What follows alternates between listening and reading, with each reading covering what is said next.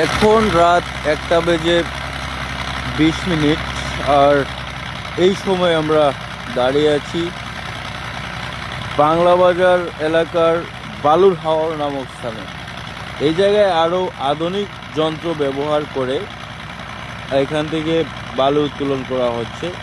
যে বালুটি উত্তোলন করা হচ্ছে সেটি আবার ঠিক নদীর পাড়েই মজুত করে রাখা হচ্ছে। এগুলো আবার বর্ষা আসলেই বিক্রি করে দেওয়া হবে। আর এই সমস্ত হাজার হাজার ঘনফুট বালু থেকে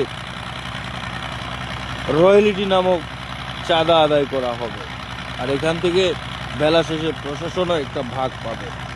ঠিক একইভাবে পুলিশের বিরুদ্ধেও নানা অভিযোগ রয়েছে। এই সমস্ত অবৈধ কর্মযন্ত্র যারা চালায় তাদের কাছ থেকে পুলিশও একটা বড় অঙ্কের চাঁদা নিয়ে থাকে। আমরা আজকে সরাসরি সরেজমিনে এসেছি এবং আপনাদের মাঝে তুলে ধরার চেষ্টা করছি, ভিডিওর মাধ্যমে আপনাদের সামনে তুলে ধরার চেষ্টা করছি। দেখুন এখানে যে যন্ত্র ব্যবহার করা হয়েছে এটা আরেকটু আধুনিক।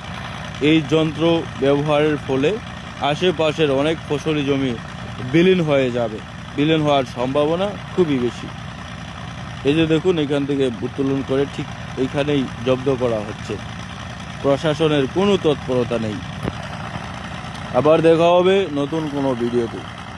ভালো থাকবেন সবাই। আসসালামু আলাইকুম।